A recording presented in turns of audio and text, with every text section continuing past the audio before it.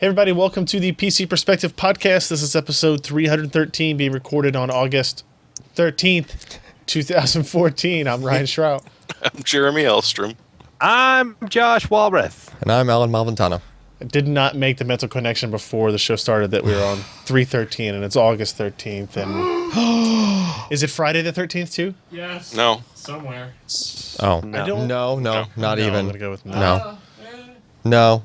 I don't think that's how time zones work. Maybe on Mars. So this is the PC Perspective Podcast. We talk about computer hardware and funny T-shirts and stuff like that. Really, mostly just PC hardware. We got a busy week ahead of us. We had a busy week behind us rather, and we have lots of busy weeks coming up ahead of us. So let's go ahead and jump right into what is going on. First, if you're watching us live at pcper.com/live, we highly appreciate that. We record it on Wednesdays at 10 p.m. Eastern, 7 p.m. Pacific. Figure that out in your own time zones, although we do have a timer on the right-hand side of the website. If you want to just get an email so you know when we're about to start going live, you can go to pcper.com/subscribe. It's before or something like that. That's all we use it for, so you don't have to worry about it signing up for some other kind of weird spam list that way. So sign up for that if you can. Let's go ahead. Can we pause? Because apparently our audio is back and forth. It was only on that shot I fixed it. We're all nicely fixed now. done. We're all better. Uh-oh, the Josh mute is on Ryan. Oh, no. What? Yeah, you know. The Josh mute is on Ryan? Yeah. When Josh usually gets muted. Oh, yeah. When you give the sign to Ken to cut I've me actually off. got a special light that I hit a button like on the underside of the desk, like a call security button, and it just flashes on Ken the board. and he instantly mutes me. Yes, It flashes on the board over there by Ken to turn off. So let's talk about processors. We're going to talk about Kaveri processors this time, in particular the A10 7800 and the A6 7400K. You got to play around with these chips for a little while, Josh. What did you think of them? Well, it's about time that AMD actually released them. I think if you remember, back when you initially reviewed the 7850, you also got the A8 7600, and you thought that was kind of a neat chip. It had the configurable 65-watt, 45-watt TDPs. The performance wasn't bad as compared to the 7850. Wasn't fantastic against Haswell, but, you win some, you lose some. But that was never really available until relatively recently.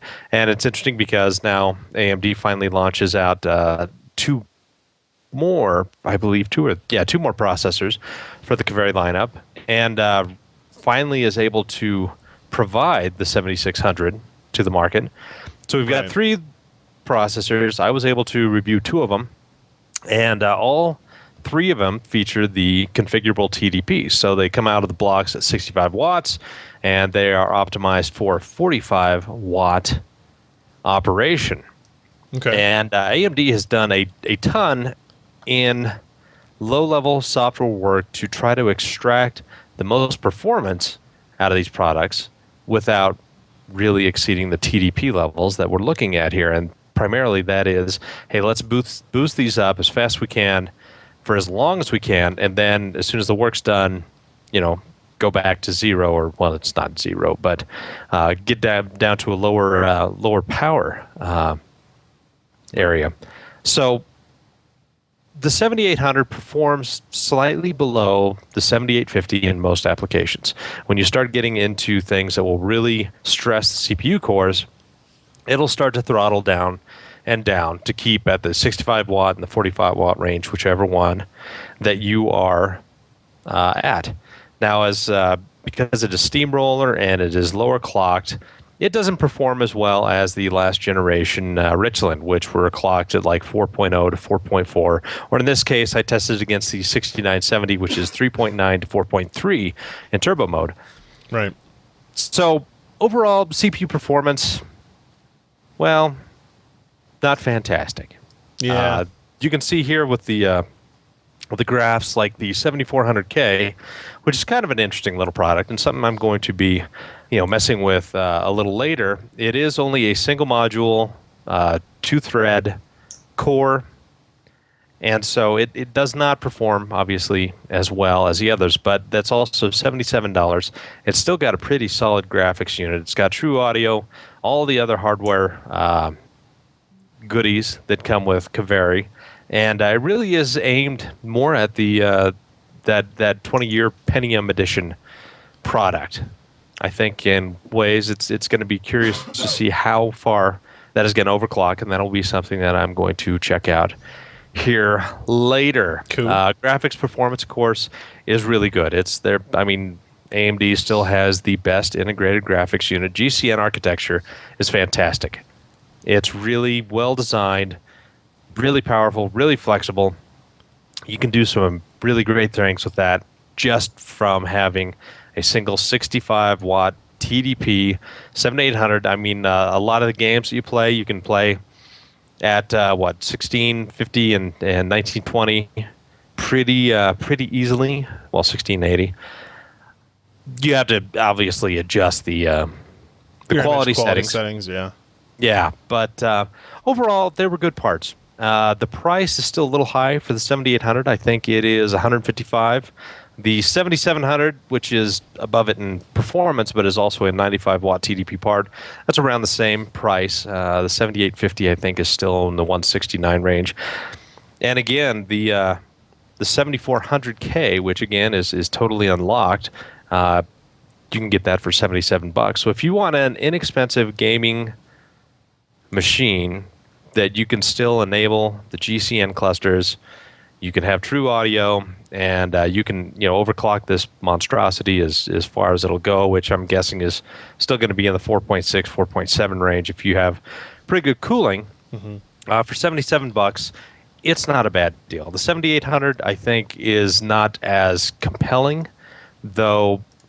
If you're an HTPC guy, being able to do the configurable TDP down to 45 watts, put that in a nicely fleshed out motherboard from AMD, which you can get for just nickels and dimes, it seems like, as compared to a lot of the Intel products. Yep.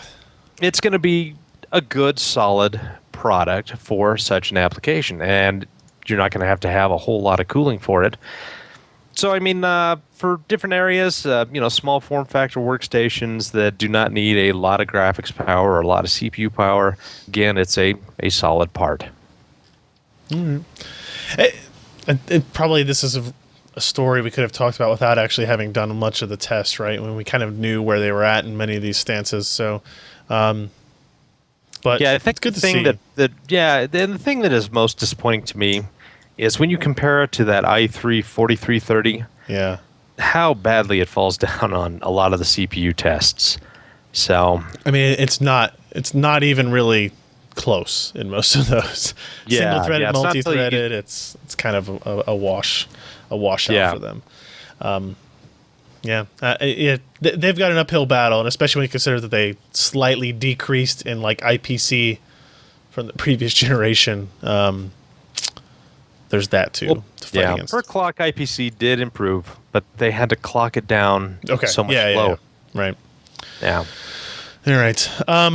Let's talk about something maybe a little bit more exciting, maybe more uplifting. This is the first retail available G-Sync monitor we reviewed. This is the ASUS ROG Swift PG278Q, not to be confused with the PB278Q or the PB287Q. Yeah.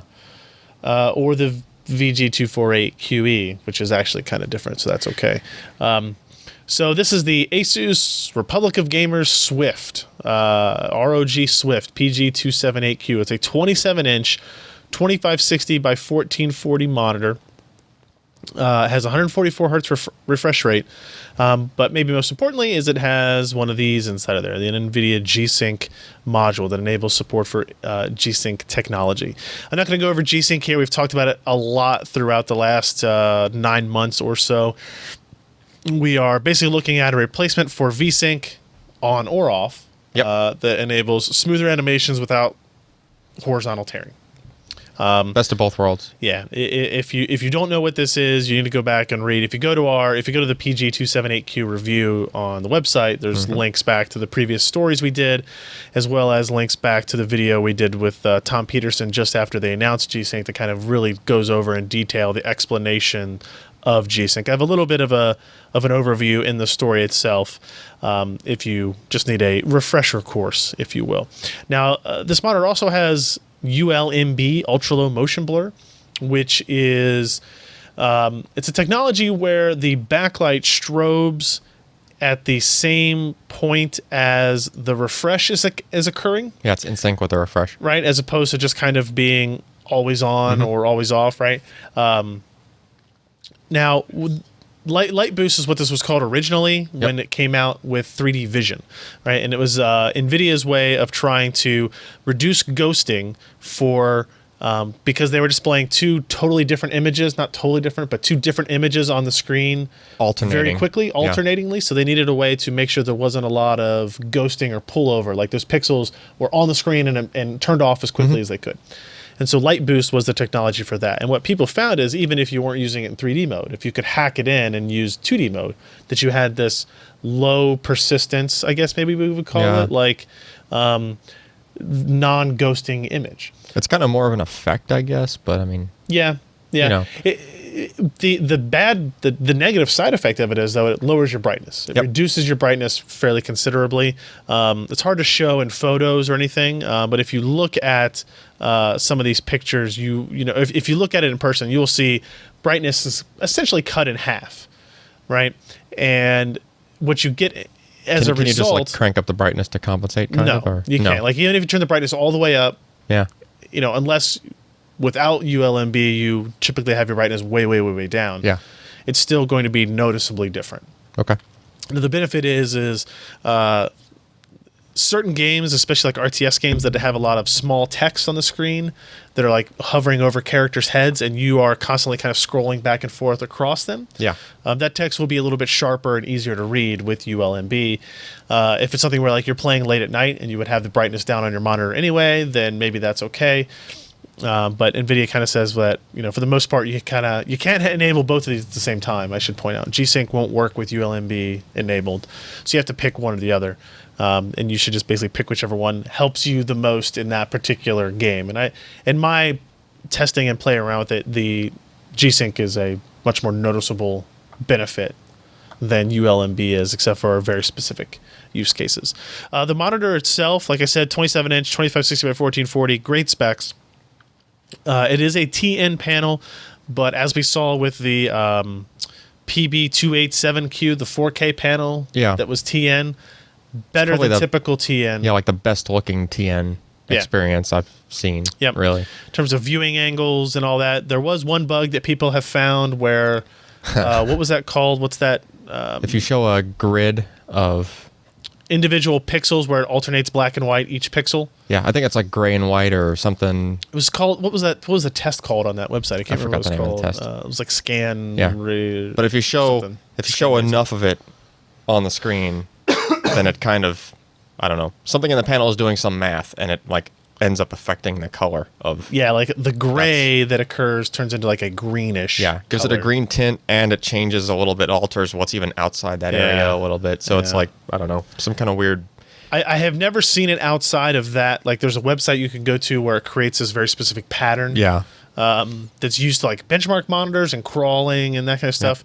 And it shows up there, but I haven't seen it anywhere else yet. Someone might have it as a background on a web page or something funky like that, and you'd probably run into it. But ASUS says they're looking at if they can fix it in a firmware update, so we'll see how that goes. But I don't think that's a deal killer for the display, really. I don't think it's a you have to try to make it do it. In terms of like the monitor itself, it's a fairly good design, right? It's got, I think, nice angles. It's kind of aggressive looking. It's got this red light along the base. It's got a really thin 6mm bezel on the top and sides of it. So if you have multiples of these in NVIDIA surround setup, it'll look really cool. You'll have to have 3 video cards to do it, but it'll look really cool. The buttons behind it are, as far as monitor control, they're really, really good. They do have a button, one of these unnamed buttons here. This one looks like a speedometer. Actually lets you switch between 144, 120, and 60 hertz without having to go in the menus or anything. You can just hit the button and toggle between them. I don't know what you would do that for necessarily. How does that interact with the G-Sync stuff? Does that just set the maximum? Yep. Oh, okay. It's basically changing the maximum frequency, and it sets it in the driver as well, right? So the driver kind of recognizes. So you can do that like while you're in game or while you're in Windows. That's cool. It all works. I don't know. Yeah, I don't know why you'd want. I don't know why you would want to switch back. Yeah, maybe watching video and you don't want that kind of weird effect that occurs with super high refresh rate. I don't know, or maybe some games react differently to 120 versus 60.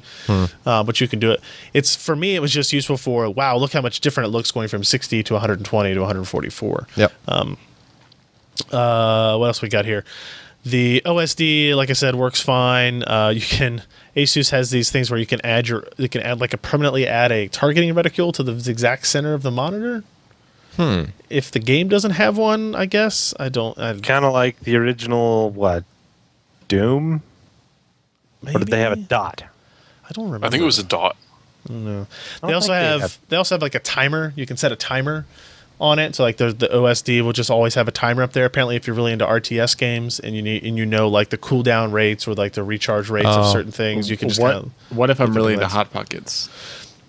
If you're into Hot Pockets, you can set a timer for exactly 6.5 minutes. Hot Pockets. And because it's always on your screen, you'll know when to interrupt your Diablo 3 gaming, so you can go get your Hot Pocket out of the microwave. Pretty basic cable management. It's got VESA mount on there if you want to take the stand off of this particular display. Because you don't want to look at that red ring anymore. Well, you can turn that off. Yeah, you can turn it off in the OSD if you don't want it. But the stand itself is actually really nice. It's got rotate, it's got tilt, it's got you can put it in portrait mode. It feels sturdy. Yeah, just like if you just kind of touch if you're messing with the buttons, elevate it. Yeah, and it does go up and down. Yeah, build quality is nice.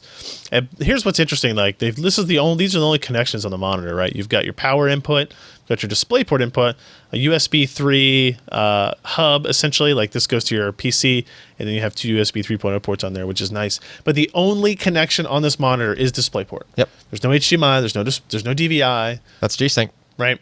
But I kind of thought they might like offer an HDMI or DVI if you happen to use this monitor on a different system. Yeah, you're not worried about G-Sync, or it would have to drop back to 60 and no G-Sync. Well, I think it's more not even that. The G-Sync module itself would have to be designed to have DVI in or VGA in. Correct. And they That's true. just focus only on DP, which of course when Ken heard the term DP on a monitor, he got excited. But yeah. Didn't But that we is all? correct. It is more of like a G-Sync module restriction, I think. Yeah. Enabling G-Sync is super easy in the driver. You basically go into the control panel where vertical sync setting would be. It's set it to G-Sync. So obviously last week I spent a lot of time playing G-Sync games. We played Skyrim, we played Metro, Tomb Raider, Grid 2, Bioshock Infinite, Watch Dogs, Wolfenstein. And I had nothing but good experiences with it in gaming wise, right? And I used it So for, at this point, can you look any of your other monitors in the face and not think I've got a much better looking model in the back? Are you that hooked on it? For gaming, I would say that you are correct, right? Like the gaming experience on it is much better than I used it. I sat down at it while you were running around today. Yep. Sat down for like a good hour and a half, something like that. Just trying to do desktop stuff. Mm-hmm. Just trying to browse, read stuff, things like that. Because I tried doing that same thing with, and I don't even know what model number that was. The one we did the G-Sync and the original G-Sync, original G-Sync VG248QE. Right. Yeah. And just that TN panel, it just hurts your eyes after a while trying to do normal stuff. It's just it's just really kind of not good TN. It's just not a good panel. Right. Yeah. It's passable at least. Right. It's obviously not as good as if you have a nice IPS display, right? But it's at least good enough to be able to comfortably read and not really strain your eyes. And I was surprised how much of a difference there was, even in the Windows environment, switching from 60 to 120. just or moving windows 144. around and just stuff. like the way the mouse felt. Yeah. right? It should have made sense to me because I knew going from a 30 hertz when we were playing with those like Seiki 4K TVs. It must have been horrible. And how bad it was using them in Windows, right? Like it was passable, but it was like, wow, this feels. Wouldn't have imagined that moving the mouse cursor on the screen would have felt so different. Right. And now going to 144 hertz panel, it feels way better. Yep. Like it actually takes another dramatic step up. And this panel also fixed that weird thing we saw with the original G-Sync panel. Yeah, between 25 and 30 frames per second, where we were seeing that. There was a judder, and doesn't happen. Not there anymore. I imagine that's a G-Sync driver fix or a firmware fix or something. But you know, it was an interesting thing, right? Because I'm sitting there and I'm just kind of playing games, and you don't really know what you're looking for because it looks good. Yeah. So you just think, well, it looks good, right? So you kind of have to be on the lookout for stuff, right? So well, it really shines if you're doing steady pans. First of all, that's where G-Sync just hits you in the face, regardless of the refresh rate. As far as if you're used to seeing tearing because you're playing with V-Sync off all the time, right? And then you do that same move with this panel, that just doesn't happen, and you're getting the same speed benefit of V-Sync off, just with a cleaner display, right?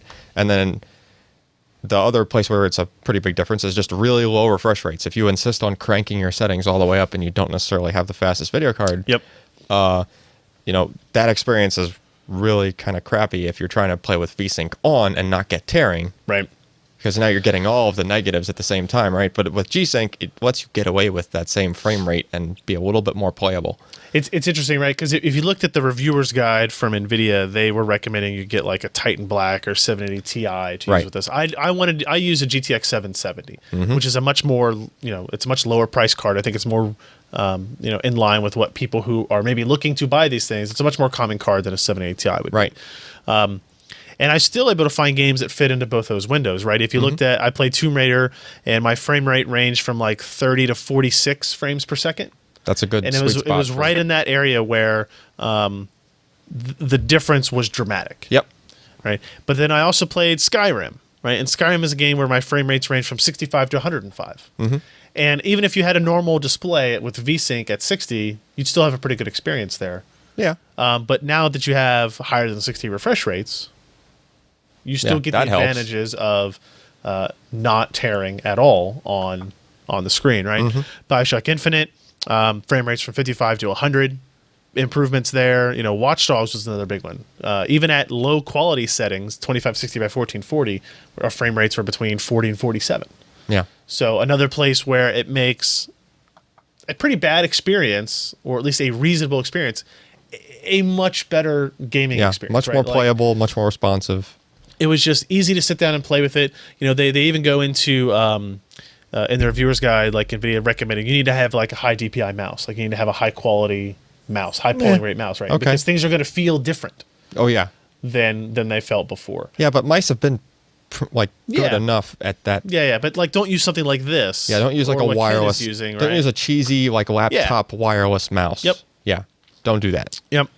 And it was cool to see Metro S Lite like dip down to the 26 range, and that was where we made sure that we didn't see any kind of that. Yeah, we made sure it was a nice bouncing. Smooth panning scene where the camera was doing. I did screw around with some stuff and like turned it up to like very high settings where we had frame rates in the teens. Yeah. And it still worked. It still looked bad. Once you get that low, your brain does something different. Yeah. It's not that it was acting any less smooth. The animation was still as correct as it could be. Yeah. But when you're running at 13 frames per second. Yeah, there wasn't judder. It's just that once you get, I imagine that number is different for everybody, but once you get so low, you're not interpreting a video anymore. You're not interpreting animation. You're seeing pictures. Right. And they just happen to be changing every so often. Yeah. I will say that this is the first 144 hertz 25 by 14 panel. Is that right? I think so. Official, like you could get some that are like overclocked. Overclocked Korean panel. Like up to the 100 and 110, 120 maybe if you get lucky. But this is like the first 144 25 by 14 panel. Supported out of the box. It's supposed to do that. No tricks. And without taking G-Sync out of the picture, the panel itself is pretty good. The panel itself is great. Yeah. So I could even see some AMD users deciding that I'm going to buy this monitor because it's 144 hertz 25 by 14. Yep. And NVIDIA is probably totally cool with that because that would likely mean the next GPU they buy, they would go, well, I've already got this G-Sync panel invested in. Yeah. Let's buy a GTX graphics card or something like that. We put the light meter on it, and the color was like, it was basically the whole gamut, right? Yep. Yeah, after it was within like 4 or 5% out of the box, and did the calibration, and it was 99% of sRGB, I think, is what it was. Which is brilliant for a TN panel. Right. And the only thing that I noticed just using it, because I don't know, I'm kind of, my eyes are paranoid or something, but it just seemed to me that like just because of it being TN, you could tell there was less contrast in text. You could tell that, even messing around with ClearType and trying to make the characters more bold compared to like an IPS panel, it was just a little bit thinner. Like the blacks were a little bit just kind of like not full black. So this table I put on the last page is kind of like a summary of what I think the positives are of all of these different monitors out there. Yeah, and there's obviously a dozen other monitors I could put in this matrix, right? The Swift over here on the left, and then we've got the PB287Q, which is the 4K. Right. The PB278Q, which is a 25 by 14 PLS or IPS screen, and then the VG248QE that you use, the original 19 by 10 G-Sync, and then the Overlord X270OC is one of those kind of, you can buy it aftermarket, overclocked, kind of pre-screened up to certain frequencies, right? So what does green signify? Green signifies what I consider to be the better of that options, right? So if you look at resolution, the PB287Q has a 4K resolution. So it's a better resolution. Sure. Right? Now, that means other things. It means you have to have more GPU power. It means that the Windows experience may be compromised. The refresh rate, right? So there's two of them that have 144 hertz, the VG248 and the PG278Q. Yep. You got the panel type, the GPU power, G-Sync support, light boost, but then pricing. And that's that's the only knock I have on this product, is that it is a $799 monitor. Yeah. The 4K TN panel without G-Sync is $649. The PB278Q, right, the IPS PLS 25 by 14 panel from ASUS is $478.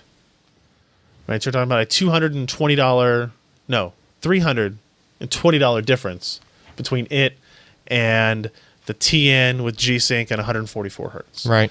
So that's kind of like the most direct comparison I think you can make. For under $500, you can get a really, really high quality IPS style 25 by 14 60 hertz monitor. For $300 more, you can go down in monitor quality, right? But go up in refresh rate, up in G-Sync, and you have like ULMB and light boost support as well.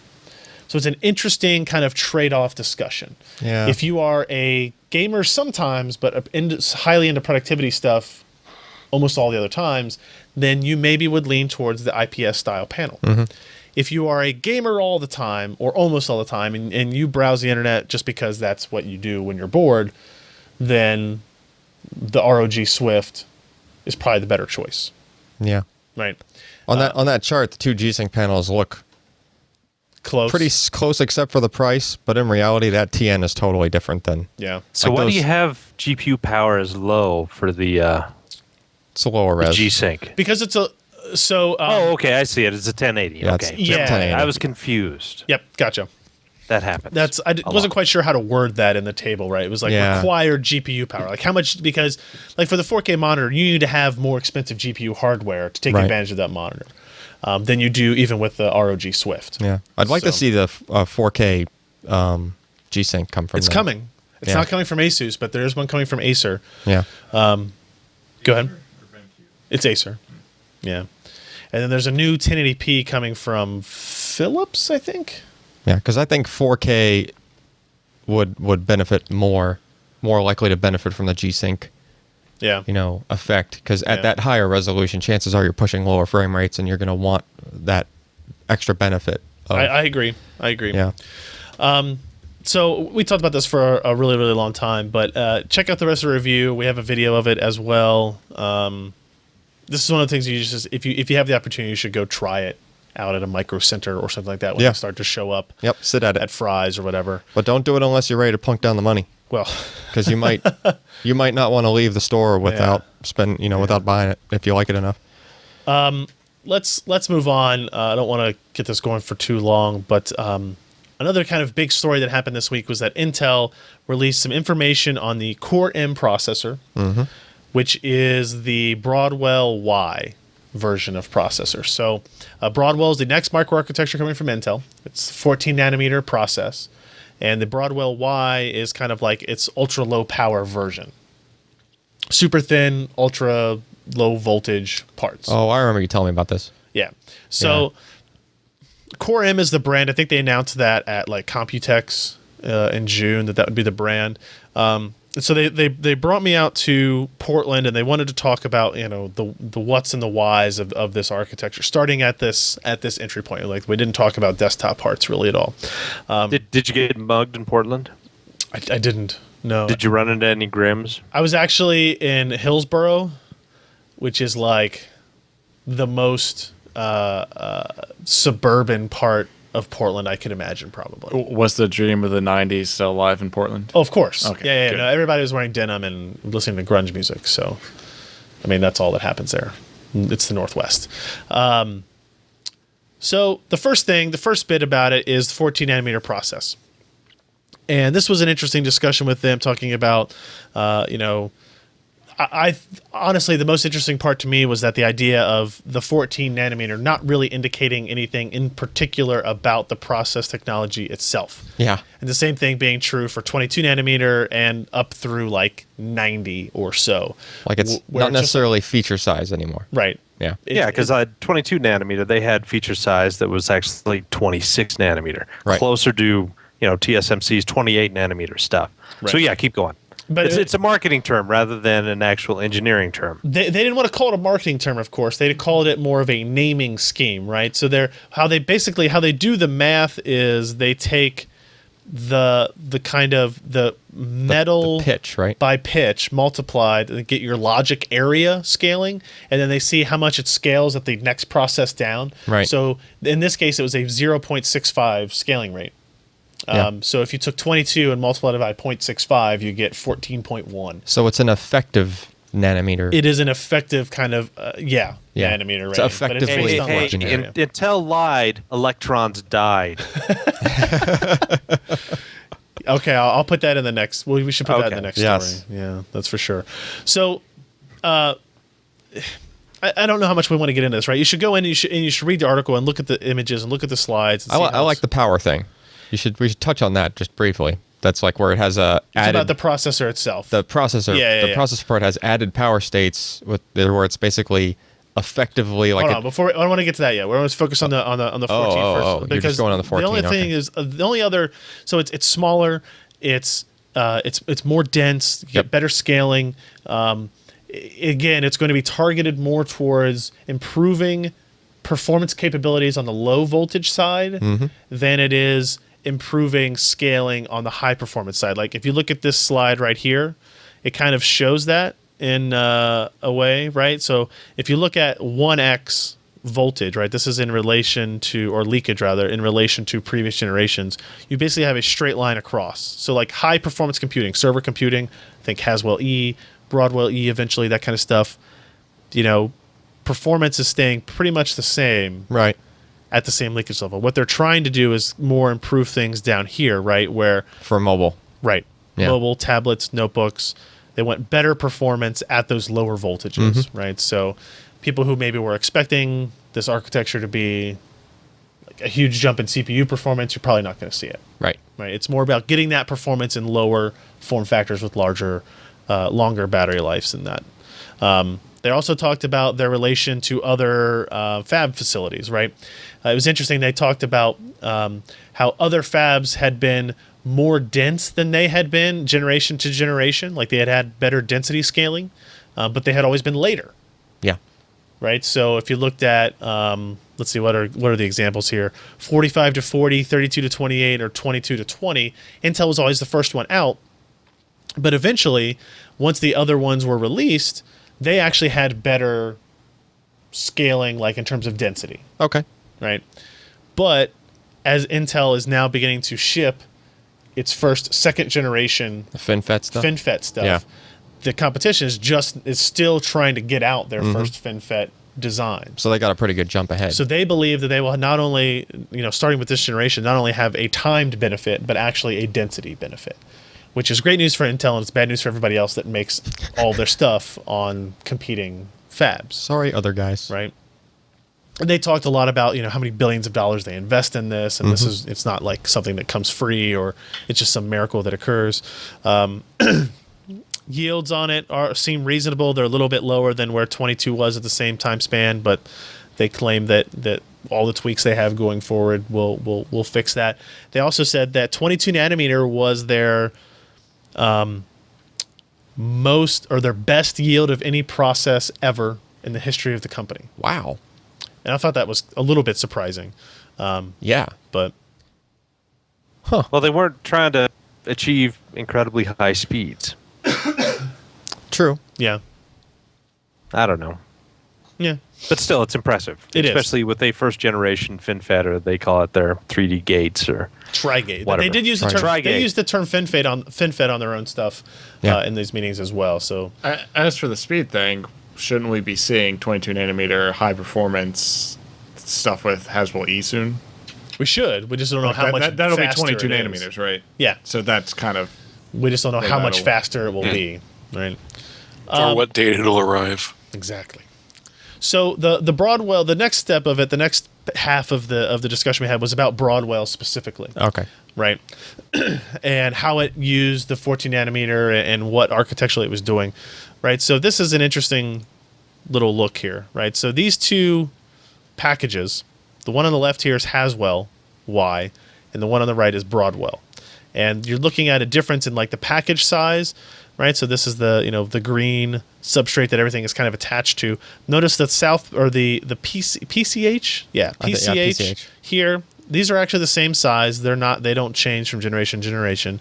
The processor is changing, and the package is changing really dramatically, right? definitely a Even the shrink. Z height Yeah. goes from 1.5 mil to 1.04 mil.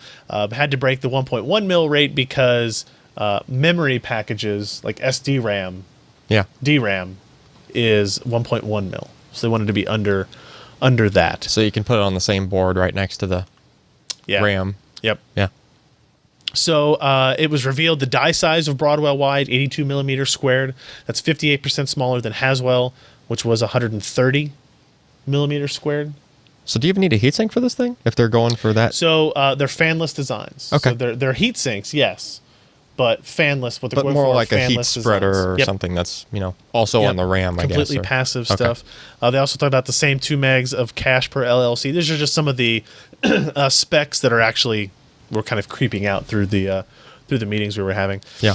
The other kind of interesting change that they've done here is, if you remember, with Haswell was the first processor to have a FIVR, FIVR, fully integrated voltage regulator. Mm-hmm. And it kind of took a lot of the power delivery and logic off of the motherboard and moved it onto the die directly. Well, as it turns out with Broadwell, they're actually kind of reverting a little bit away from the FIVR, and they're going back to excuse me, they're going back to the voltage regulator. yes, Yeah. Well, they're External. yeah, but on the back they're calling it 3DL, and now that I'm blanking on what that actually stands for now for some reason. What was an inductor? Yes. Yeah. I mean, it's an inductor. They're putting the inductor back on the package of the Yeah. processor. They probably just can't fit a large enough inductor on the die for what they want. So the issue actually turned out to be that they said the FIVR Yeah. was inefficient at super low voltages, That makes sense. right? So they wanted to put an inductor back, but now they had this new height restriction that they wanted to hit. Mm-hmm. So they did something interesting. If you look here, this is actually the inductor on the back of the package, right? And it's actually underneath the level of the motherboard, so you actually kind of have to like cut this hole out of the motherboard for the inductor to fit in. It's a good thing, Intel is making it easy again for motherboard manufacturers to Well, integrate their products. I mean, this isn't going to be on like a desktop motherboard, right? This is No. a Right. 7 millimeter thick Yeah. tablet, 10 But millimeter still, thick think tablet. about what you have to do with the traces. There's a lot of routing. Big hole. Yeah. You would think In there's a the lot of middle. routing directly under that very spot. Frankly, Intel doesn't give a damn. Yeah, they don't care. That doesn't sound like a problem for them. LGA. Yeah. We'll let motherboard guys get the cost instead of us putting pins on our CPU. They had some other cool things like Alan was mentioning. The turbo modes have been adjusted, right? You've got 3 different states. Well, it's not so much the turbo, but the low end of it. Oh, you're talking about, okay. So Right. they call it managing excursions or duty cycle control. Yeah. So the idea of a minimum voltage threshold is the level at which you have to supply at least this much voltage to a processor, otherwise it becomes unstable. Yep. Right. And that is why on processors today, correct me if I'm wrong on this, Josh, processors have a minimum clock frequency of like 800 megahertz. Yeah, it's like Yeah, it's 500 to silly. 800. It's silly to go under that because Because if you go under it, you can't lower the voltage anymore. Yeah. So you're just losing performance Frequency. for no efficiency gain. Yep. So that's why they have the frequencies that you see at 500 or 800 megahertz, whatever it happens to be. So what Intel has devised is what they're calling duty cycling, which is they still can't break through a minimum threshold. But if they instead turn the CPU cores on and off, turn at the whole certain core on and rates, off. Yeah, duty right, cycle. for like say 80% on, 20% off, 80% on, Yep. 20% off, they are creating an effective frequency of 80% of that value. So instead of 500 megahertz, you have an effective frequency at 400 megahertz. Yep. And you are having an efficiency gain in that 20% of the time the core is actually turned off. Which is a lot of the power, I would imagine. Yeah. Yeah. So they can do that with both the graphics and with the processor cores. And they're creating these effective clock speeds under the base clock speeds, which is maybe not something that enthusiasts are super excited to hear, but for people who want tablets and notebooks that last longer, when you're doing dumb stuff, you're like reading a page of a web book. page. Yeah. And right. system's Then doing nothing. You want that to be able. Hey, if I can run at 50% of that clock speed for 65% of the voltage, I would totally do that. Right now, they have a method for doing that. Just the idea that you're reading a static whatever, right? Nothing else is changing on the device, and the CPU is able to draw just pick a ballpark number, like a quarter or 20% of what it used to draw at its minimum power. Like that's pretty significant, right? That's like it could be. It could be. They didn't give us any like actual all numbers. Of this stuff is like there's no products here. We're not talking about specific clock speeds or specific voltages yet. Yeah. They talked about like the core architecture. You're seeing about 5% IPC improvement over Haswell, so not a huge change there. Right. More dramatic changes on the GPU side.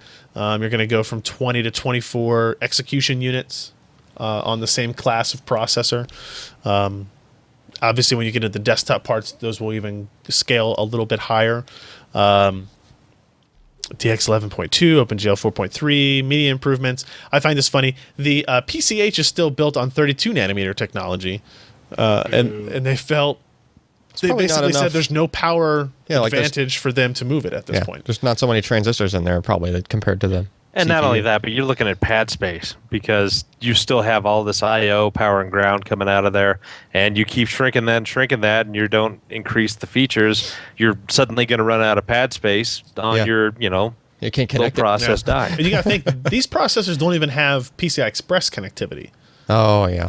right? So they're taking everything off of that they can, and this is still kind of like the minimum package size I would guess that they could have. I'm sure if they could get smaller package by maybe moving that down to like 22 nanometer or something, maybe they would have done that. But I don't know. It was a really interesting set of meetings that we had throughout that week up in Portland, talking about this and why they're doing it and why they think the direction they're going is the right one. I mean, look at this picture here. I'm trying to see if I can, let's get a little larger version of it.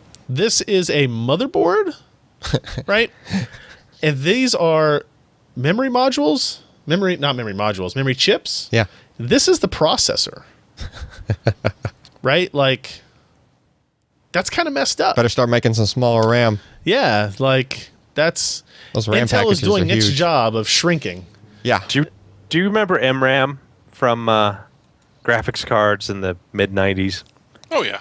Those packages remind me of that. Like the STB Lightspeed 128 had the 2.5 megs of MRAM on it. It was fast. Yeah. Ken showed me this picture here. This is actually Haswell U from his MacBook Air. So you can see the package here.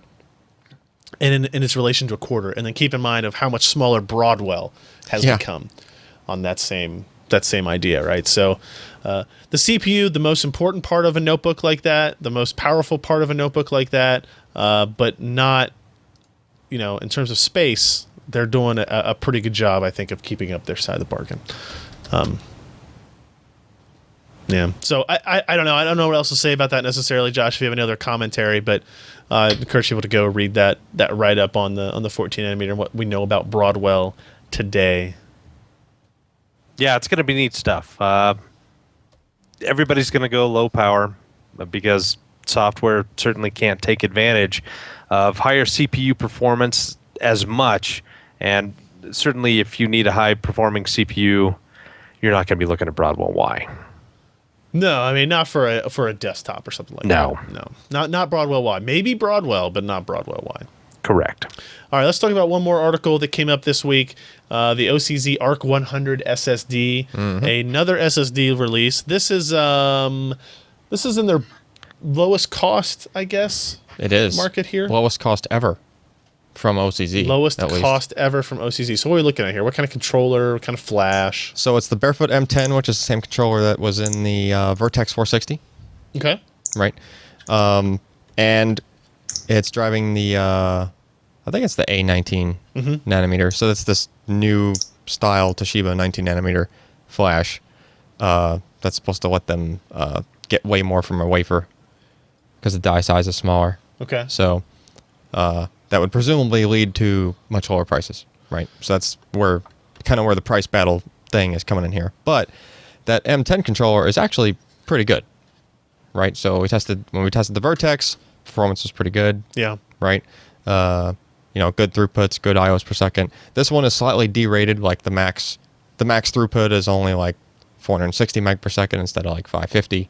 Okay. Right. So that's it's drops down a little bit, but as far as how that affects the actual like benchmark results, trace testing results, IOPS results, it's all really neck and neck with the Vertex.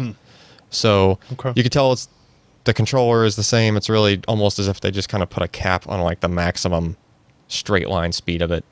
And so when it comes to everything else, it doesn't really seem to affect it too badly.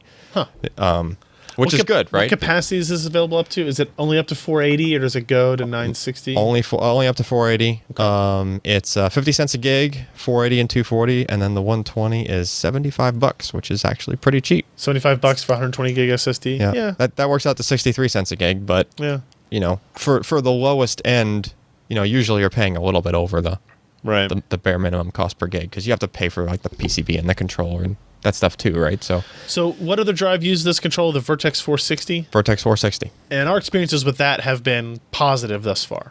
We haven't heard any horror stories of the past with returns and things like that. So OCZ's been on a turn on that, I would say, as of ever since even shortly before Toshiba acquired them. Yeah. Right? They really had taken a turn on that. They had started to clear out their They cleared out all their redundant SKUs, and they had all these different models of like, it was insane. Yeah. Right? It was just... They kind of cleaned house on all that stuff. Yeah, they cleaned house on all that stuff. And then they were able to focus on, a much smaller set of products and fix issues that were causing people to get returns. And along the line of returns, I'm guessing they did this because they realized there's still a lot of people that are like, well, I bought an OCZ, 3 years ago and it bricked on me and, that kind of thing. So they're taking this warranty thing pretty seriously. So there's a new warranty program that they're introducing. Okay. I'm not sure if this is going to like also apply to like their other lines, but I think it might. They're calling it Shield Plus Warranty. So the drive has a 3-year warranty rated at 20 gig per day, which is still way like average user is not writing 20 gig per day. You might blow through a week worth of that quota on your initial install and you download a whole bunch of crap from Steam and that kind of thing. But once all that's done, it's all just sitting on your drive for a long time, right? So on average, it's going to take you a long time to hit that anyway. But if you have an issue with your drive, you call them up, you go through the typical support thing like, let's figure out if it's actually your drive. Okay, once you get through that, if they determine that, hey, your drive's bad, where you would usually get an RMA and have to, send your drive and wait for it to come back. Yep. All they want is the serial number. They don't need proof of purchase, first of all. Good. So here's the serial number. Okay, obviously they know when they made it. So at least they can do the date from, Sure. you might lose a month of your warranty period if you just give them the serial, right? But still, right? That's good. You don't have to go fumbling for, oh my goodness, I need my proof of purchase. And then if they're going to do the RMA, they just advance ship you the drive. So, and not only that, but the box it comes in also has the return label. Like Right. they're paying for the Right. return shipping. So Yeah. basically, if you do a warranty claim through those drives, you pay $0 and you get the drive ahead of The time. advanced shipping is such a great feature. Like every return should have that. Everybody should Yeah. do that, yes. I And that agree. I even said something to that effect in the article. Everybody should be doing that, right? But it's good, especially from OCZ, right? OCZ, of all companies, needed to step Yeah. forward first Yeah, and I do agree. something like that. You know what's kind of amazing to me about this? What? This is IndieLink's almost second product that they've ever released, correct? Right, and it's a good performer. It still holds its own. Yeah, Indie Links. Indie Links. Man. Remember those days of the SSD battles when there were like 19 controller options? Remember even further back when the Indie Links first came out. Remember that, and it was like, That was the bomb. yeah. Oh it my was- god, it's not J Micron. When it first, well, yeah, because we were comparing it. We were comparing it to J Micron. It's so I was amazing. wiping the floor with it, of course, right? Gosh. So, I mean, 50 cents a gig, it's not quite the cheapest option out there because if you look at things like the MX100, Yep. 840 Evo, some of those prices are dipping below 50 cents, maybe even 40 Right. cents every once in a And while. we included all those in this, in all the benches Yeah. here, in case you want to, compare it to those directly. Yeah. But yeah, I mean, if it comes to cost per gig, and that's their launch price. Not only is that their launch price, but I think for the first time I've ever seen it, they showed up on Amazon and Newegg on the same day as the launch.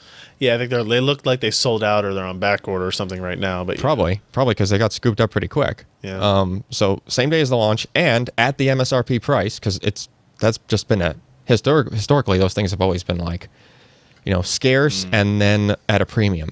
Okay. Like over MSRP for Yeah. a while, right? So that's a good sign. And the hopes I would think is once they get their volume back in and like holiday seasons and stuff start coming, imagine getting sale prices when you started at 50 cents a gig before you even put it on Right. sale, right? So now it's, only gets better for you, right? And hopefully that guy will end up competing directly with what we're seeing, like, what was it today? 38 cents a gig now on the 38.9 cents a gig for the M550. Actually. yeah, for the M550, Yeah. which is more of a powerhouse than the MX100. Yeah. Yeah. I think of all companies that are maybe hesitant to just do battle on pricing, OCZ kind of got to the trouble spot they were in by competing on pricing like way too overly aggressively. Right. So they may be a little bit more hesitant than companies like Samsung. That's at true. this point to but do now that, they've or got Crucial. But I think they can also Now if they have Toshiba behind them, maybe they have. That's the maybe thing. they need just a little bit more, to prove themselves internally before they start to go down that route. Sure. Right. Sure, but now they have that avenue. I think that where they were struggling a lot was getting flash memory Yeah. at a good cost as a Yeah. company. They were just Yep. because they were changing all the time, right? They had like synchronous this, asynchronous that. Now we'll switch to toggle mode from these other guys, and yeah. there was different. That's what made a lot of those different product lines. Like instead of some of the other horror stories we've seen recently with company releases an SSD, then they change the type of flash or they change the type of controller, right? That's bad news. OCZ was actually doing the right thing back then by making another Creating a new model. line every time they had to change flash and But stuff. the end result was 4 different model names for the same Essentially the exact same setup, controller right? and everything. Vertex, agility, whatever. Yeah. Yeah. Huh. Apex. There were a lot. There was all. Yeah, there was There was just a lot. There were so many that's just soup, really. Yeah. But yeah, so I'm guessing holiday season that might be a hot seller if they can keep it Cool. in stock. Good for them. Let's talk about something I think maybe some people are here to watch. We have a contest, another giveaway here from our friends at EVGA. This time we're not giving away a case, we're not giving away a mouse. This time we're giving away a power supply, a EVGA SuperNOVA 1000. You can almost G2. arc weld. Almost arc weld with this. So we're going to give away a 1,000-watt power supply. It's currently selling on Amazon for $165. And all you have to do to win this contest is go to PCPro.com and find this post. It very specifically says, podcast listeners and viewers win an EVGA SuperNOVA 1000 G2 power supply. And at the bottom of that, you'll find a name, an email, and a secret word. You can only get this. See, last time I screwed up, right? Because anybody could enter the contest. That's true. Without actually having to listen to the podcast. Well, yeah.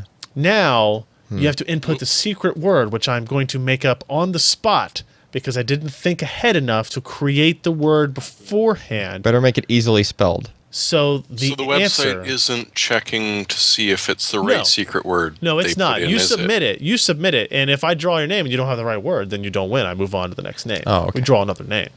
Right? Got it. So the secret word is X-Men. Ethylene glycol.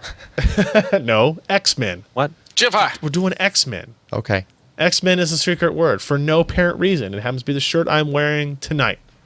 So Could have been long shot. could have been. It's not. It's not. The word has been decided. We can't have confusion now. It's X-Men. Correct. So put in your name, put in your email, put in the secret word. Micturation. And on next week's podcast, we will announce the winner of the EVGA SuperNOVA Chlorophyll. 1000. So is it one word or is it hyphen in there? It doesn't matter. I'm reading it. Like, it's not being machine read. So it's all for me. It's just for me. So put a little note in there along with X-Men about X-Men, star, heart you Ryan, star, right? That would probably... lesson three. So that's it. Huge thanks out to our friends over at EVGA for helping support our podcast and give stuff away. I think they want to give some stuff away next week again already as well. So make sure you pay attention and subscribe at pcper.com/podcast. And let's move on to news items because we got a bunch of them to jump through here. First up, Crossblade Ranger. Ready, Josh? Go. Crossblade Ranger. It sounds like it's a terrible Japanese. Fighting for the land guard. Go, Exactly. Crossblade Ranger. So anyway, they're finally going to be shipping these. They've put pictures of these boards arriving in their Taiwanese office. And they have lots of nice So this is a Kaveri, high-end Kaveri motherboard? This is a high-end FM2 Plus motherboard, and it should be selling for around $155, which is far more expensive than any other FM2 Plus board. In fact, the G1 Sniper and the MSI gaming board that I reviewed, they're both like $109, $105, $109, and those are pretty solid products. So ASUS is they're going for the brass ring on this monstrosity. It only supports Crossfire. It does not support SLI. I asked AMD if there is a chipset reason, and they said actually it should be an individual motherboard licensing issue that they would license that from NVIDIA, put the specific code and the firmware, and you should be able to run SLI. Nobody's really doing this. But then again, Kaveri is not really known as a gaming processor. It is not. No. If they get that HSA thing going, it would be a different subject. Of course, it's got true audio and UVD and those decode and encode units, all those lovely things that you could actually use if they're fully enabled in SLI or Crossfire. But it's a discussion for another day. Anyway, it's a high-end board. Lots of nice components. Looks really sharp. I think we'll have one very soon for you to look at. So. Oh, yay. Oh, yay. Yay. Oh, yay. A couple of last follow-ups, I guess, from FMS. There's still going to be more coming, too, because there's a lot of stuff I need to deep dive on. FMS, Flying Monster Spaghetti, right? Well, it's been a week. Yes, Flying Monster Spaghetti. So it's a lot of stuff.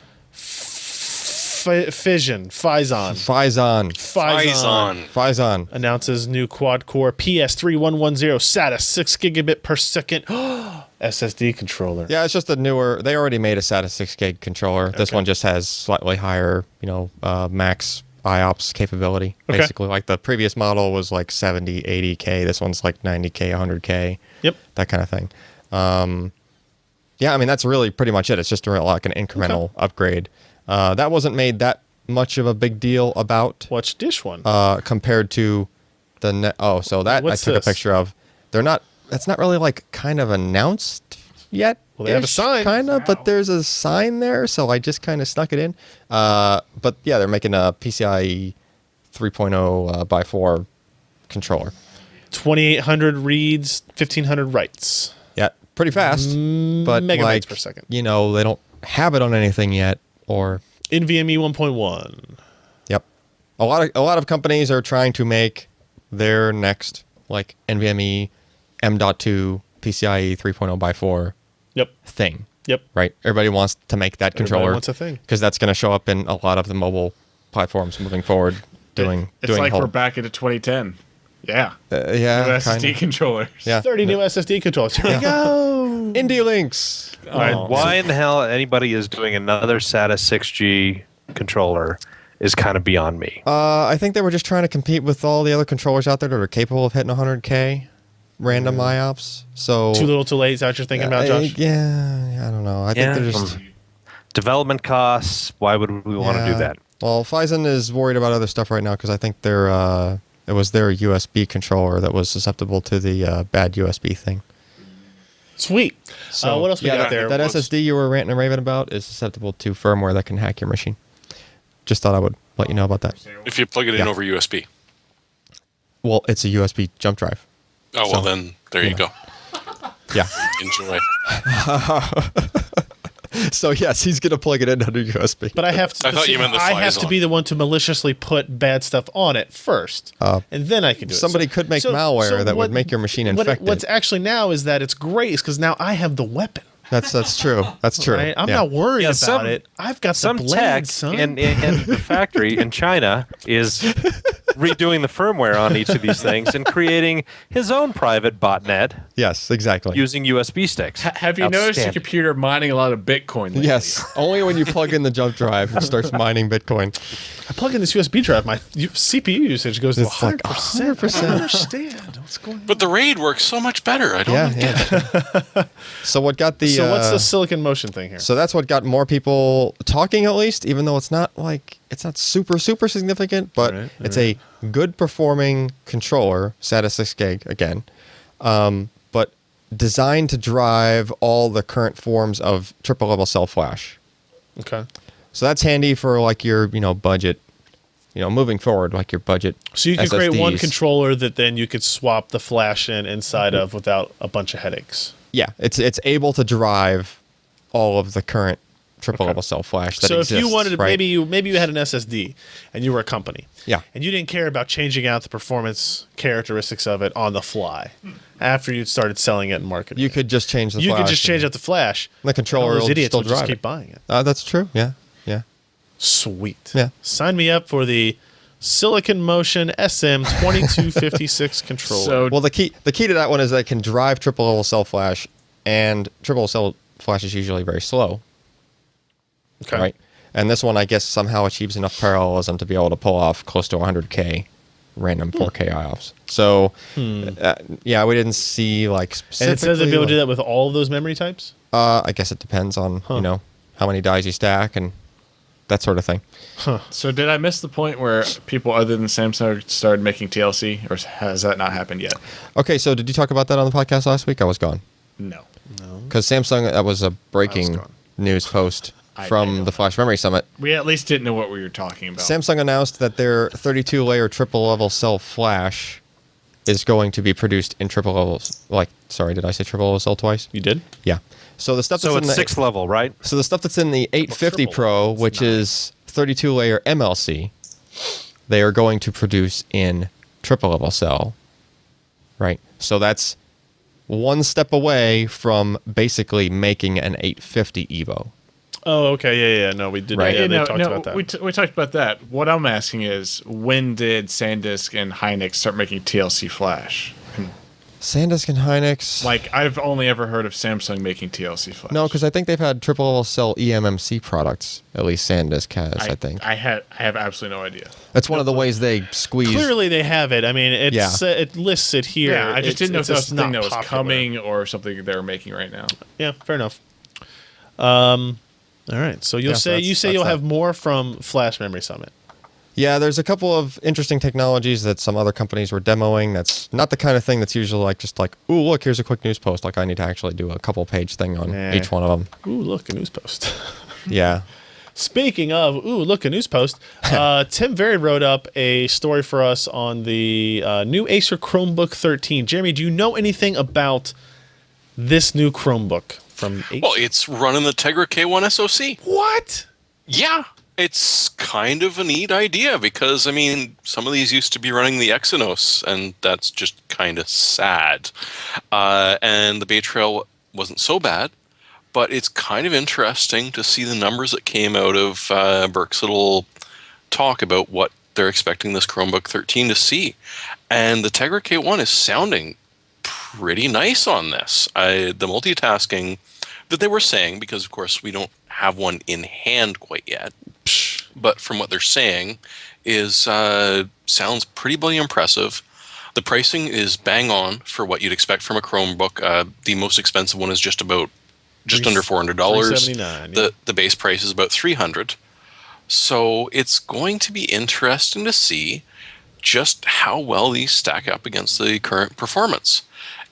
If what they're claiming is true, it's going to spank the Bay Trail that's out there. And it's, just going to be nice to sort of see a 1920 by 1080 13-inch Chromebook for tablet prices almost. A little bit more than a tablet, but not much more. So it's 18 mil thick, so it's not super thin, but that's pretty good. That's pretty good. Yeah. It's got two USB 3.0 ports, HDMI output, SD reader, headphone mic jack. Pretty good setup there. Obviously I can't speak to the build quality of the device itself or anything. On a Chromebook, what is it moving around so quickly that it needs USB 3? I don't know. Storage. Plug in that USB. Phison controller and boom, go. Yeah. Yeah. We should be seeing them by September. Yeah, relatively quickly, I think. So it's a K1, so it's got 192 Kepler core GPU in it. So I haven't used a Chromebook honestly long enough to really talk about the ecosystem and stuff for it. But it's an interesting operating system because there's a Bay Trail version, there is a Samsung SoC version, now there's a K1 version, and you kind of get to equally compare these on the same platform in a way that's kind of hard to do since Windows RT pooped the bed. And they said that netbooks were dead. Yeah, no, they keep coming back. So they have a 1366 by 768 version and a 1080p version. They're talking about 13 hours of battery life with the 1366 by 768 and 11 with the 1080p. Yeah, still good. So that's pretty good. And I'm all for that. It's a powerful little chip, as Tim wrote here, and it really is once you use it with the Shield tablet. It's interesting to see it in this clamshell form factor. What I was about to say, it's about the same pricing level as a Shield tablet and controller. Yep. Yeah, for the most expensive one, $379, you get 4 gigs of memory and the 1080p screen. I might even go down to the 1366 by 768 on purpose to get the 2 extra hours of battery life type of thing. And see. I don't know. It'd be interesting. Pretty cool stuff.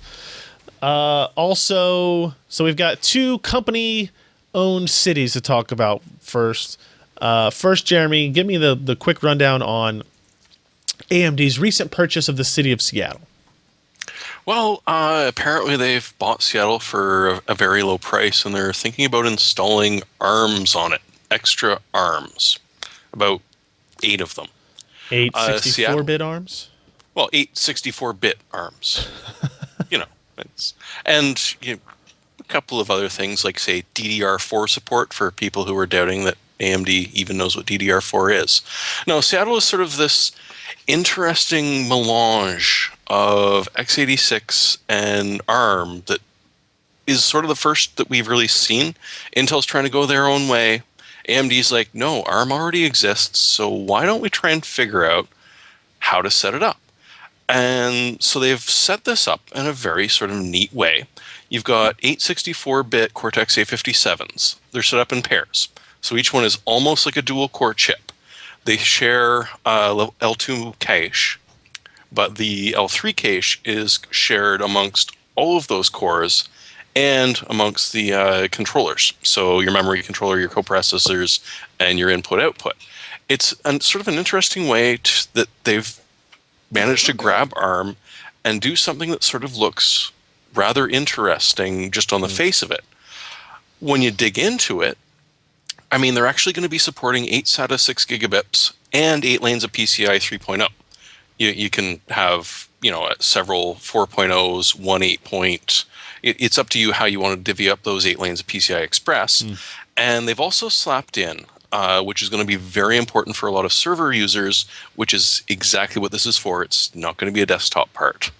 But they've put in a Cortex A5 core that's actually completely partitioned off from the rest of them.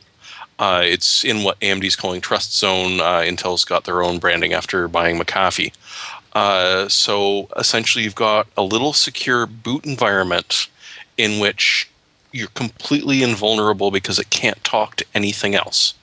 Unless you're updating a BIOS, in which case it goes through, pumps it out, but it's not taking anything back. So you've actually got this true secure boot going on, which is going to be sort of interesting in some usage scenarios, especially for what this is, which is dirt cheap, almost no heat being produced, but yet still producing a lot of power, or a lot of processing power, and being able to stack on the fabrics companies that they've bought. So that you can put you can throw as many of these as you need at the job. You only need a couple of them, there you go, you're done. You need to stack dozens, hundreds of these. From what we're understanding, it could well happen. It's sort of a neat way of getting ARM into the server room, but AMD is benefiting from it. Like, I'm kind of excited about this in a way. Josh, they want to sell chips, damn it. And this is a way that they have a industry standard that they don't have to pay a whole lot for as compared to, either making their own ISA. The layout is quite logical. I mean, all memory stuff it's going to go through the L3 cache no matter what. So having that huge amount in the middle, I know it says the middle, but obviously wherever they place it in the actual chip itself is going to be different. But everything goes through there. It looks like it's going to be a pretty high-speed little unit. The amount of PCIe slots or lanes is nice. You can add in one of the 10 gig Ethernet controllers in that, and it's going to handle that perfectly fine, as well as some kind of storage solution attached to that PCIe. So, this is it's going to fit nicely in the C Micro program that they have in the Freedom Fabric. Fabric. That's what I was trying to remember with the fabric. C Micro. Freedom Fabric. Yes. Close enough. So immediately following AMD Seattle, of course, comes NVIDIA Denver. So we're just moving from west to east with this transgression. Josh, did you read the Super Bowl of chips on the ARM? Wow, you're right. It is Super Chip Bowl double dip. Well, it gives AMD a better shot at victory than I would have expected. Yeah, AMD's looking a lot better right now. Yeah. Way to go, Peyton. Way to go, Manning brother. So did you read this little news post here? Any of this information about Denver, Josh? What do you think about? I did. This is really interesting because they're having that whole code translation at the beginning that as soon as you boot up that machine, it partitions off 128 megs of memory, and the software and the usual suspects in code doing x86 to macro ops. NVIDIA created their own ISA for this. They're pretty excited about it. They think that they're going to be able to do what Transmeta was never able to do effectively due to more memory, better algorithms, and a much probably easier ISA to work with ARM versus x86 with Transmeta tried to do. It's a superscaler. It's 7 wide, but it's not out of order. But they're figuring that in between the code translation, it's almost kind of what Intel did with EPYC, in that the software is able to compile. How would I say this? The instructions in a more parallel way that is more efficient. You're talking about Itanium stuff? Yeah, yeah. God. But it's not. I think it's going to be a little bit more simple than that. And they're betting a lot on it. They're saying that throughput is very close to the current i3 Haswells that are in the mobile area for that TDP. We don't know any of the specifications of this. We don't know the TDP it's running. We know it's running up to 2.5 gigahertz. For the K1 64-bit, it's 2 cores as compared to the K1 that we mentioned earlier, which is 4 A15 cores. Yep. So you're losing a bit out on the threading, but you're gaining a significant amount in IPC and efficiency. TDP shouldn't be too bad because, again, they're staying away from out of order, but they're just making these really, really, really wide and hoping that the kind of code translation will be able to more effectively feed instructions to these new units as compared to just kind of letting the natural ARM ISA do that with the decoders at the front end. It's exciting times, man. We got AMD ARM processors. We got NVIDIA ARM processors. That's all. I wonder when everyone's Intel's going to get ARM way of processors. defining TDP. Well, nobody wants to use TDP anymore. It's SDP. I forget what AMD's is. And actually, MDP? for the Broadwell talk, we never even SDP was not a term that was ever brought up. Neither was TDP. So it was just thermal envelopes. What about TSX? Was TSX brought up? TSX was brought up. And then promptly disabled. Right. Oh. Yes. So I'm not sure. So this was something that was mentioned to us while we were up in Portland again, because the question came up while we were talking about Broadwell. Does it have TSX support? They kind of like, well, no. And as it turns out, Haswell doesn't either. Yeah. Right. Yeah. So apparently what they did was they found a bug with the TSX, which is transactional memory. It's just a way to lock regions of memory so that the process, you're basically doing it ahead of time so that you're speeding up operations later on. Like you're saying, this memory is designated for this specific set of, code I'm going to run somewhere else, down the line in my program. Okay. And then it doesn't have to lock that region and then do the process that involves that memory and then unlock it. Like usually that's a time consuming thing. Okay. So it's all of this is in favor of trying to make things speed up, right? You can optimize your Okay. code better. Well, not anymore. Yeah, not Because anymore. Lazy man's apparently- way of optimizing multi-threading. Yeah, kind of. Apparently, TSX can cause critical software failures. Yeah. They said that this was like one developer found this in a very specific kind of thing. Intel was able to reproduce it. Yep. And as a result, for at least a month or more, all systems shipped with Haswell processors have had TSX disabled. So if you have a Haswell processor with an older motherboard BIOS, you still have TSX enabled. Yep. Here's the thing: nobody's using this. No, they came out with that feature first, and then people were trying to Like implement scientific computing, high Yeah. performance computing. Yeah. It's very specific. It has to be compiled into. Right. No Yeah. consumer applications you're using are using this. No, Right. no games. Nothing like that is using Right. this. So this should affect consumers zero. Yeah. This is the FDiv bug again. Basically. Because the FDiv bug affected a very minute portion of scientific calculation at a ridiculous level of accuracy. Yeah. Apart Right. from that, no one ever noticed anything. But it was a thing. And Intel also yeah. said, oh, crap, we got to fix that. Yeah, and so I wasn't sure kind of really how much of a racket to really make about this news. It is significant in the fact that, hey, it's Intel and they jacked up on something and now they've kind of got to revert on it. But on the other hand, It's not AMD's TLB bug, Right. with Barcelona. No. I'm surprised they can't patch around it with microcode and they just have to turn it off with microcode. I think maybe Block it they first. can, but they don't know how yet. Yeah, maybe they because they basically said the first stepping of Broadwell will not have TSX. Right. After that, we'll see. Yeah. Right, so they appear to be at a place where they haven't made a decision yet, or they're not ready to come out and make a decision. So Yeah. I would be disappointed if I had already purchased something that had it and I was using it for that purpose and then you have to they revert to a said, "No." previous firmware. Yeah. Right, so if you have a BIOS that's running it, it's not going to suddenly turn off. They don't have that capability. Sure. But if you But if you update your BIOS and it suddenly stops working, then yes, you have could to roll your BIOS back, and you it could would- revert. Yeah. Oh, if there's one thing that I love more than updating the BIOS on an expensive server, it's rolling it back. Yeah. What could go wrong? What? I don't understand the problem is. Yeah, well, we know. It looks like GeForce GTX GPUs will now have. Is this something that's already started, Jeremy? Like this bundle program with Borderlands, the pre-sequel?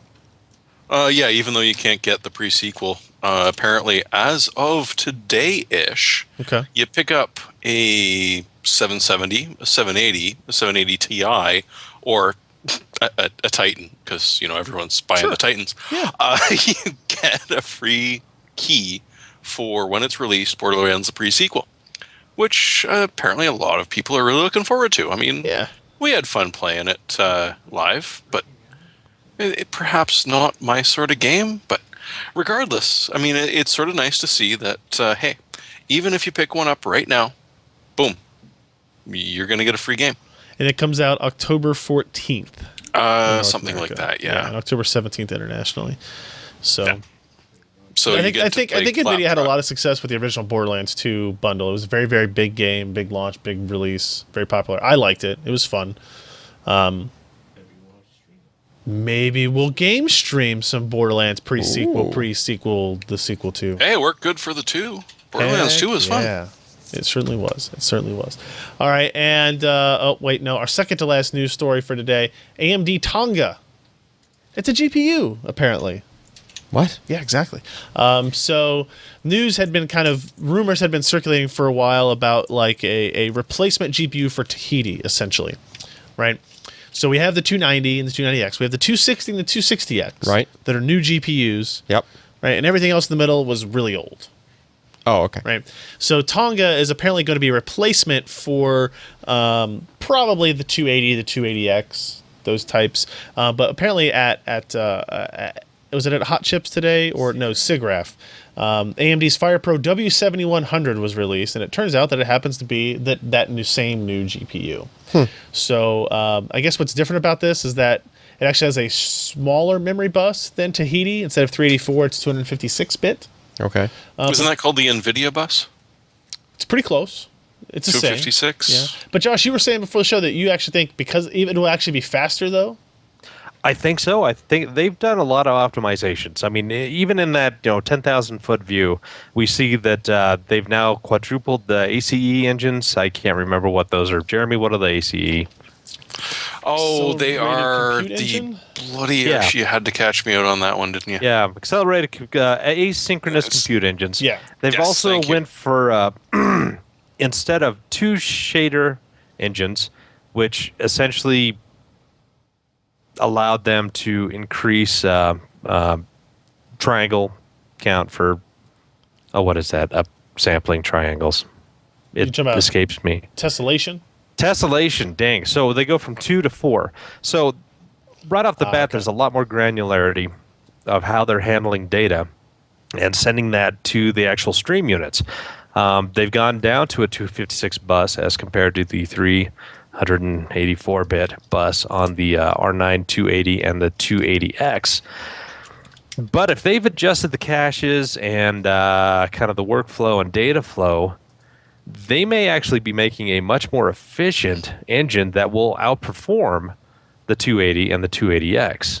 So this is going to be a little bit more interesting than we initially suspected. And of course, it's going to have true audio and some of the extra things, the XDMA, so you'll no longer have to have the over-the-top connector for these chips because the stinking architecture is now coming up on 2.5 years old. Oh, God, yeah. Almost Like, 3. this is the HD 7000 series.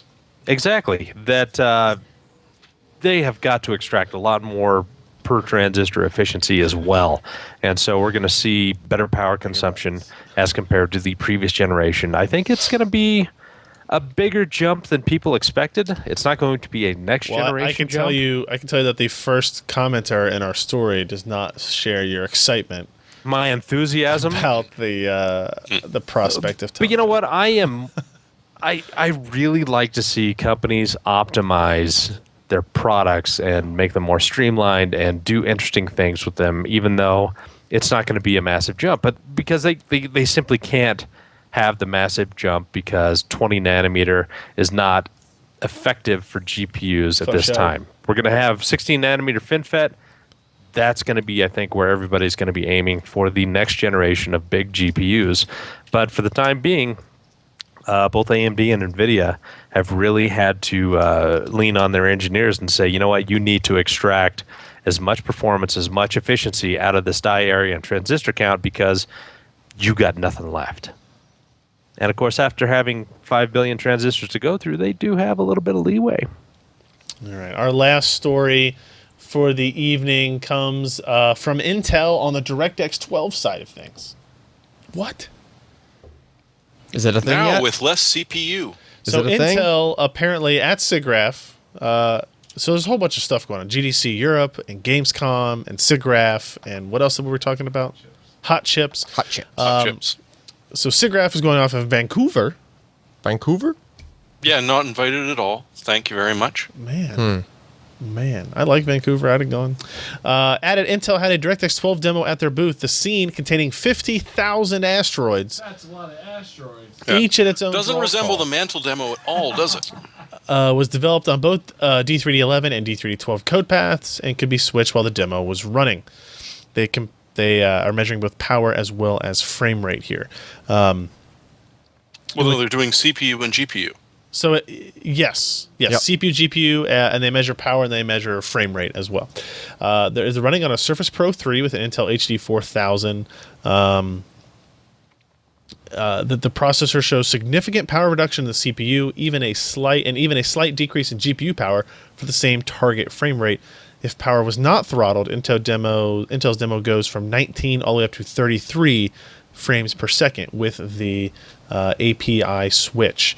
They apparently are going to do a video interview tomorrow, Thursday, so probably as most of you are listening to this, at 5 p.m. Eastern, to kind of detail more about the demonstration that they have there. Scott wrote up a little piece here, and it's even kind of asking other developers about how much improvement they expect. Would they change the way they develop based on some of this? You mean would they develop for the Surface Pro 3? No, I think we all know the answer to that question. Yeah. But does it change the way you do develop Yeah. seeing kind of information like this, right? So pretty interesting stuff, right? As we begin to see more, and it's always good to see Intel getting behind something like this because they have a lot of weight. Yep. They're a big fat guy, right? And if they want to push something They push- forward, they they just push lean hard. on it. They Yeah. just lean forward. And It's almost like we're going through a second golden age of 3D. Well, maybe not right now, but soon, because maybe next year sometime we may. Yeah, Intel's finally getting their act together with 3D stuff. AMD's got interesting integrated as well as standalone NVIDIA again, great standalone stuff, and now they're getting into their SoCs. So we've got some interesting choices and some interesting visuals coming up from both the low end all the way to the extreme high end. With everybody's got some really cool stuff. Well, except I hope we see Intel some. doesn't. Intel doesn't have high end graphics, but They don't. who cares? Yeah. Hopefully, we'll see some really high-end, cool stuff by the end of this year or early next as well. So let's get into our hardware, software picks of the week. I'm going to go first. This is maybe some stuff that you guys already know about. The Soccer world knows moms? about. Soccer Moms is definitely one of them, but also SoccerMoms.com. Google Keep.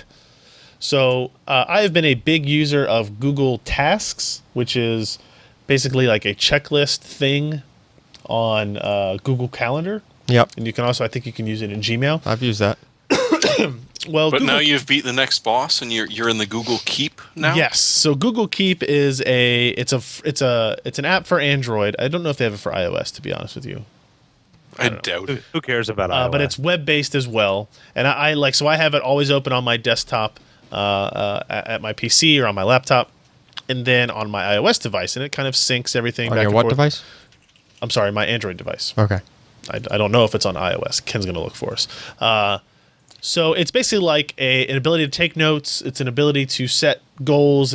You can set timers to things. You can set checklists for them, right? So if you look here, like ingredients for party dip. Now, I don't have stupid things on here like this, but I can see like if you got to create a grocery list, you've got the grocery list and you've got a checklist of things. But then You can attach images to but yours them. has like monkey butt powder. Go get it. Yeah, Stat. must get monkey butt powder, but it's too wet.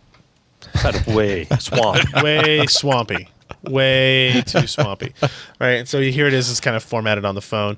I kind of like it's not just a list down the line, like it kind of shifts to adjust based on the size of the data that you kind of currently show to all of it. So I wouldn't have Just Kristen like that around. doing Google this. social thing that people use. Google Plusy? Yeah, that sounds right. Yeah. Wave? Yeah.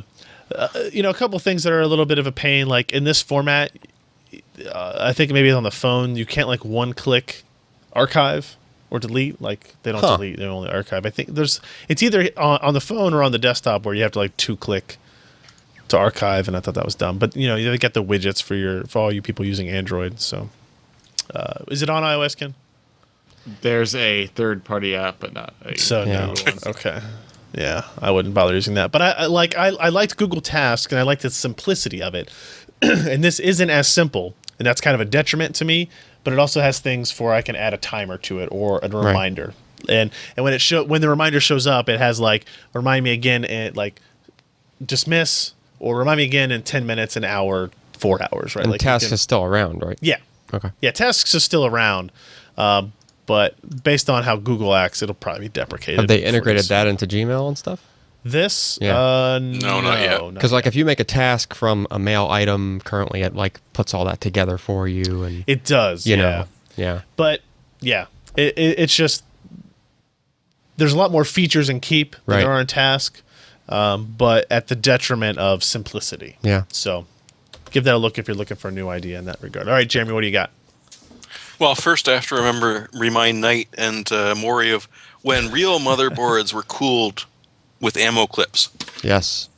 Clearly. Because that was shirt, GI it makes Killer. your front. Jeremy, that shirt makes your front sweat so badly because it's like an entire sheet of Oh, plastic. it's awful. Yeah. And you know because you were there with me, Josh. Oh, New GI Killer from Java. Yeah, PFI. Yes, it was cooled with the ammo clip of an AK-47. That It was shirt needs to be an odd cooled by an time. ammo clip. But anyways, for a pick, as Scott rightly pointed out to me, this is not a alpha. This is not even a pre-alpha. The man that was kind enough to start putting all of these builds together is saying, actually, this is pretty much debug code. So don't complain, just offer creative criticism. That said, you can get your hands on UT4. It's not working very well. As you can see, there are no textures. There are just guns. Even the However, gun for didn't have all the UT4 textures. fans, It looks that's all like all UT you 2004. need is guns. It's true. So give it a shot. Download it. Right now, the BitTorrent is broken. But if you go to the IRC channel, you can get the latest downloads of this Wow. these builds that people are actually working on. Scott has been screwing around with falling damage. These are debug. It's so early. It's technically not even alpha. They don't really want to even admit it's alpha, but they're so happy to say that here it is. Offer us creative feedback. And seriously, guys, if you're going to download it and play it, pop onto the IRC and just offer the feedback from what you're seeing. And in the meantime, just enjoy fragging people on Unreal Tournament. It was pretty fun. I did this for a little bit this afternoon. Yeah, Ken said he played that. And I believe Scott told us that he did get one kill on Fatality. He was killed many times by Fatality, but he did get one kill on Fatality. So Fatality was getting a drink of water, and Maybe he was Wendell's looking the other retired way. now, right? He's not a professional Well, gamer. he's debating a return. He's Uh-oh. Brett I don't know. I farming hope I'm not breaking news live on the podcast. He is debating a return to competitive. Oh, so now he's practicing on Unreal Tournament. That's right. That's what, what he's so doing. he can what get better really time? What better time to practice Yeah. than the beginning this of is a good development? bug. I'm not going to report this one. Right? Yeah. it. Exactly. If you guys can imagine it, all the people playing the alpha of Unreal Tournament are really good at Unreal Tournament. Yeah, maybe Really? you're Shocking. bad That just at it. seems strange. All right, Josh. I guess you're up. Fine. You know what? I was sent this particular processor. I wasn't expecting much. it's better than I expected. The power draw is not as horrific as one thought. Yes, it's the FX9590, the 4.7 to 5 gigahertz product. I ran it at both 3.9 gigahertz, and I ran it up at 4.7, and there was only like a 30-watt increase at the wall when I did so. And this is, again, it's a pretty high-end motherboard, and it's a kind of first-generation HD 7970. So the power draw was not that horrific. Did you lower the voltage at 3 point whatever? Oh, the voltage at 4.7 is a nice 1.47 volts. Did you lower the voltage when you were not at 4.7 gigahertz? No. Okay. So we'll probably see a little bit more. So yeah. But anyway. But yeah. There you have it. And also it was sent along. What's that? It's only $312. Remember, you know what? Look at the list price on this Amazon page. $899. $899. You save $587. You want gigahertz, you'll pay. Yeah, you need to get it when it's on sale, because if you're going to spend $312 on a processor, you might as well get a 4790 from Intel and have a little bit. But interestingly enough, that was sent along with this. I finally got in that new MSI 970 gaming board, which it's got some interesting features on there, and it's only like $99. So what you lose. Nice layout, but the BIOS battery is in the wrong. The BIOS battery is in a horrific place, because as long as you install, if you install a GPU graphics card, you're never going to see it again. You're never going to see it. Maury is going to go into convulsions when he sees this. Put that over your knee. It's dumb. Yeah, dumb. So review on that soon? Hopefully. Great. Awesome.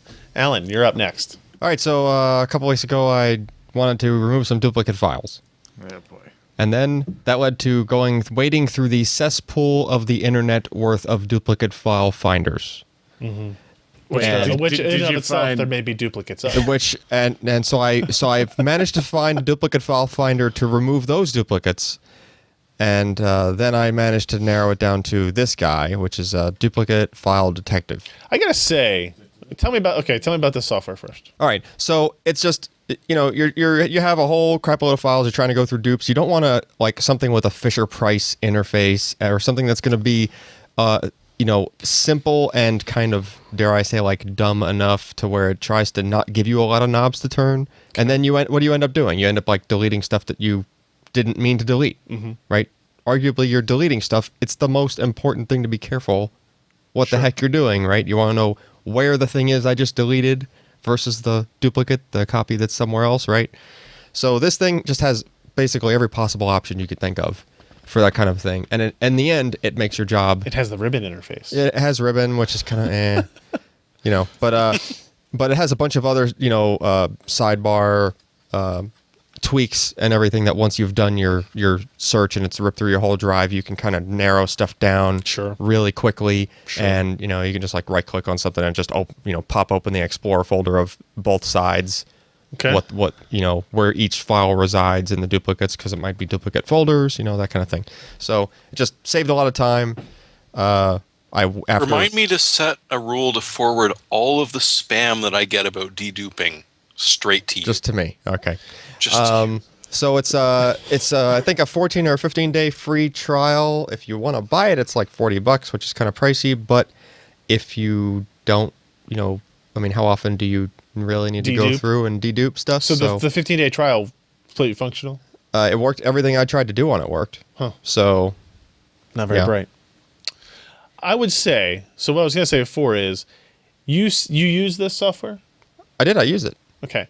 And it sped things up? It's not that it sped things up. I didn't do it for that reason. I did it because I had dupes intermingled in like a couple of folder trees, and I was trying to figure out, one folder tree had been rearranged and some files were deleted.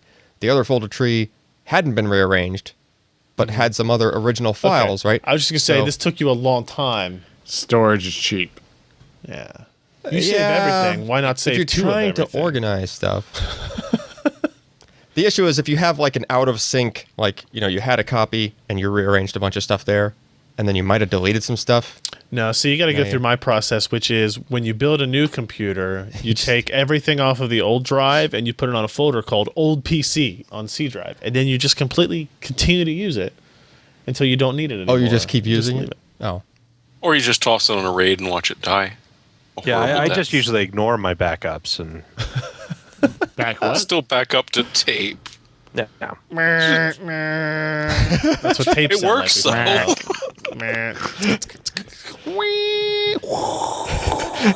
Then it starts making a modem sound for some reason. Yeah, I don't know. Tapes are really weird. No, guys. no, it's the old fast forward noise from your cassette player. Yep. Oh, no, went too far. Gotta rewind. Oh no, the tape broke free. Oh no, get the pencil. Get the pencil. Get the pencil. We gotta rewind it that way. So that's going to be it for the show. This has been the PC Perspective Podcast, our 313th amazing episode. If you joined us live, thank you very much. PCPro.com/live. We record on Wednesdays at 10 p.m. Eastern, 7 p.m. Pacific. And if you want to find all of our back episodes or ways to subscribe, go to PCPro.com/podcast. And you can find us there. And of course, in case you missed it, we are having a contest, and you can find this post actually at PCPro.com/podcast as well. I might have to scroll down a little bit. But you can win an EVGA SuperNOVA 1000 watt G2 power supply.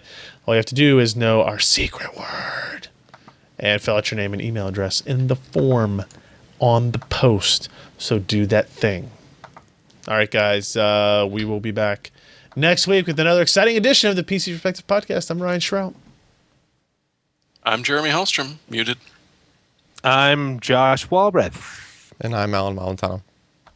Goodbye.